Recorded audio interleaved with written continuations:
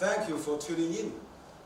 This is actually a fourth section of the CCG 8th China Globalization Forum, and actually followed the dialogue with former Treasury Secretary Henry Paulson this morning, and Ambassador Roundtable this morning too, and China-European Roundtable this afternoon. So I hope you all enjoy the forum discussion so far. You're now watching the forum special online program, History at a Turning Point, Pandemic, Ukraine, and the changing relation between China, Europe, and the United States. Dialogue with historian Niall Ferguson. I would like to introduce our speaker, Niall Ferguson, today. Professor Niall Ferguson is the Milbank Family Senior Fellow at the Hoover Institution, Stanford University, and a Senior Fellow at the Belfer Center for Science and International Affairs at Harvard, where he served for 12 years as the Lawrence Tisch Professor of History. He's the author of 16 books. Many of them are award-winning and international bestsellers. He has won numerous books, prizes, accomplished biography. He is currently writing a life of Henry Kissinger, the first volume of which we published actually published in 2015, and also got a very critical acclaim as a Kissinger, 1923-1968. The Idealist, the book won the 26th Council of Foreign Relations Arthur Ross Book Award. So in 2011, his film Festival Prize for the Best Documentary.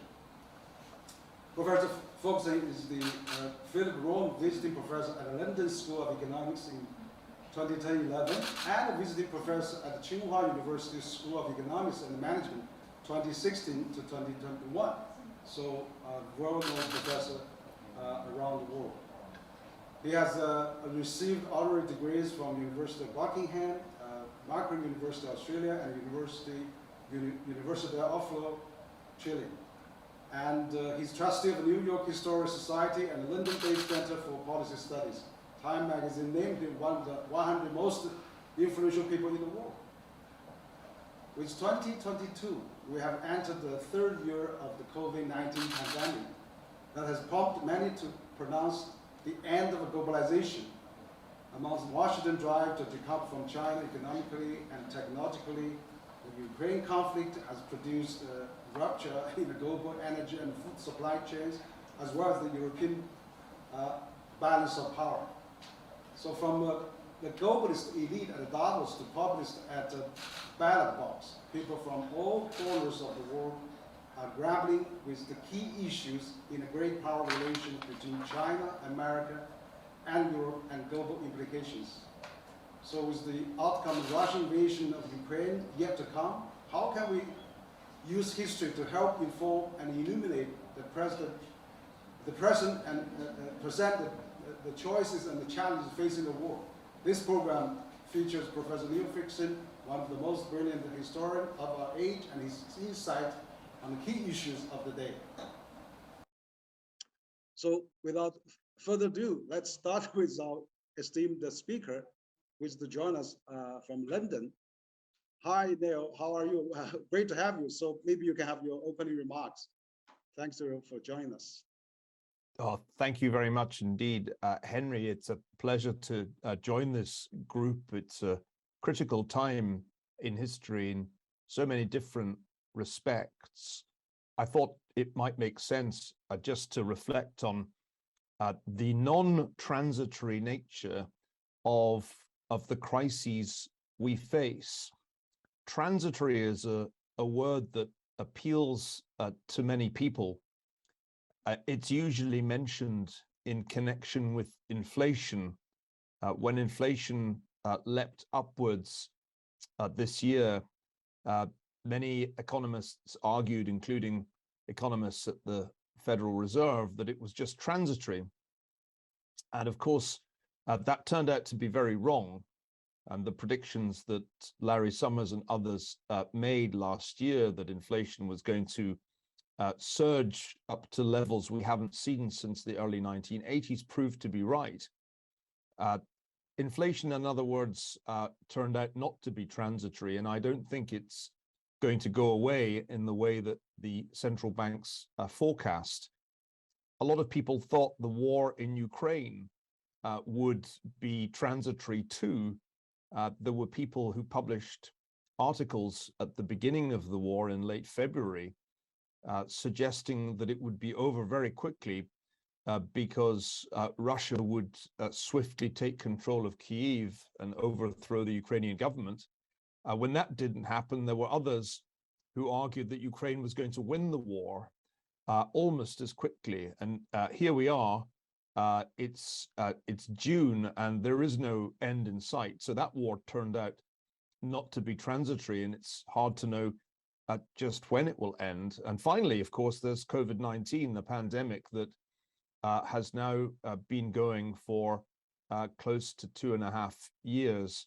And anybody who tells you that it's over and that we're in the post-pandemic era isn't looking at the data where new variants continue to manifest themselves, and case numbers, hospitalization numbers, and death numbers are going up this very week in many countries.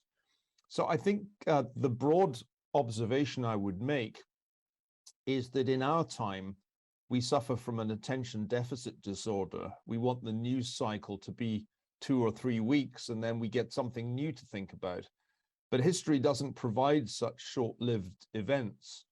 And in each case, the economic shock, the geopolitical shock, and the public health shock, the event is lasting longer than people were expecting. And indeed, each of these problems, the problem of inflation, the problem of war, and the problem of the pandemic, don't actually seem likely, in my view, to stop anytime soon, and may indeed start to feel like permanent features of life over the coming years. So that's my introductory observation. But for the sake of dialogue, let me stop there and throw the ball back to you, Henry. Thank you, Neil. Great for your opening remark. I mean, you are really such a great historian and has been watching the history unfolding in many aspects.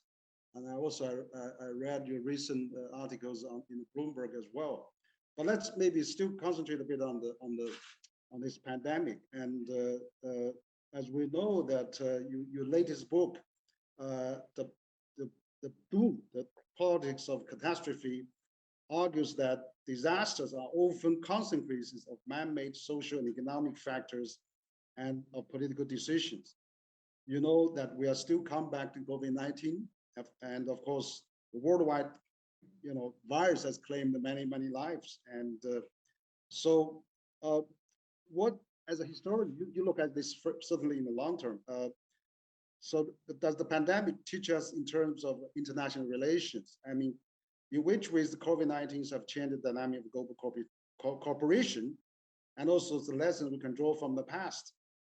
So, and this is pandemic, but also on top of that, we we have this Ukraine war, we have this also energy crisis, we have this food crisis, and also the high inflation.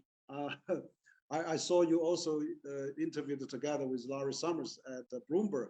I mean, he talked about this inflation that has been really driving an all-time high. So I hope that you look at history, look at what can be unfold in the years to come, and also you mentioned about the Cold War in the past as well. So there are so many factors added up, and we are probably at the crossroads for the mankind. And how can we steer through this kind of a mad, chaotic situation? We need wisdom. We need to look at the history, and you probably can give us some hint on that. I think the first thing to realize is that one thing leads to another, one crisis leads to another, sometimes to more than one other crisis. And this creates a kind of cascade or avalanche, which takes people by surprise. Many people, when the pandemic first began in early 2020, didn't appreciate the enormous economic consequences of the non-pharmaceutical interventions, the lockdowns that were recommended by epidemiologists and public health experts. That huge economic shock in early 2020 then led to massive fiscal and monetary measures to offset the costs of lockdowns. But these in turn had the inflationary consequence by 2021 when vaccines became available and the need for drastic lockdowns, at least in the Western world, diminished. Of course, sometimes disasters are unrelated to one another. I don't think one could claim that the Russian invasion of Ukraine was connected in any way to the pandemic. The reality is that history in many ways is just one disaster after another, and you don't really have any way of predicting what disaster will strike next. Interestingly, many people prior to 2020 thought that the problem of pandemics had been solved. My old friend, the Harvard psychologist Steve Pinker, wrote in his book Enlightenment Now that there really wouldn't be another pandemic because we had got so good at medical science and at public health. And I felt strongly that was too optimistic a view, and that there was going to be at some point a new kind of respiratory disease, a new kind of virus against which we wouldn't be well protected. Now, compared with the distant past, compared with, for example, the 14th century when the Black Death swept across the Eurasian landmass, we've made tremendous advances, not only in terms of medical science, but in terms of international cooperation between governments, between public health agencies. And much of that progress happened in the 19th and the 20th centuries. It was fitful. Of course, it was far from a perfect system, but the World Health Organization by the late 20th century certainly represented the best achievement in international public health cooperation in all of history. So the big question becomes, why did our system perform much worse than it should have when COVID-19 manifested itself in early 2020?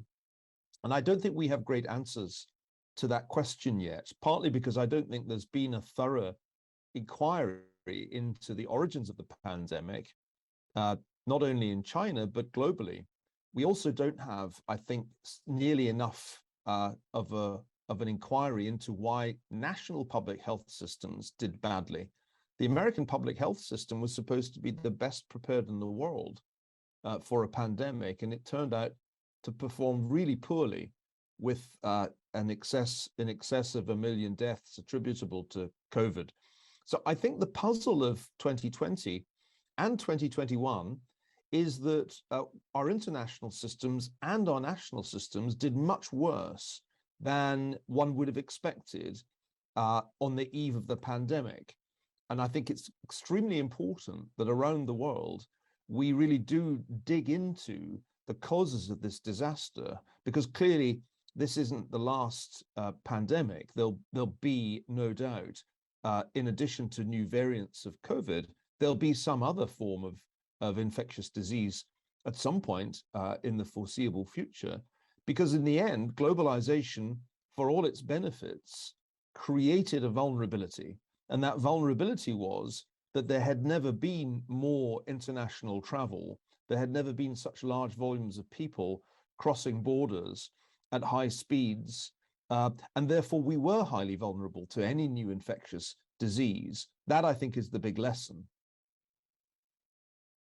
Thank you, Neil. Yeah, absolutely. I think that how the human beings can work together and really internationally with this dynamic of the flow of the people, unprecedented flow of people, travelers around the world. I mean, this kind of a pandemic and future pandemic really has to be dealt internationally, collectively, with some multilateral a mechanism. That's absolutely important. Now we have the pandemic. I mean, you mentioned that it's really devastating, and also we don't know what's new coming up, and then we haven't found out what's really happened in the past.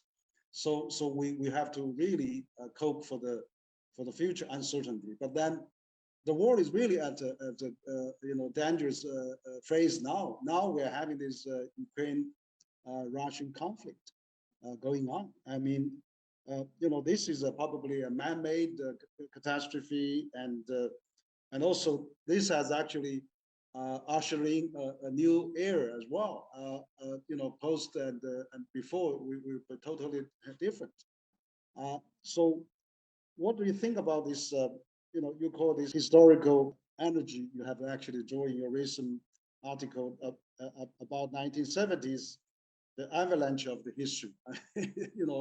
The collapse of the history. And so, in terms of this economic and geopolitical shocks that are happening, and it's actually made the world more dangerous. What is your take on the current situation, and what do you see the end of that?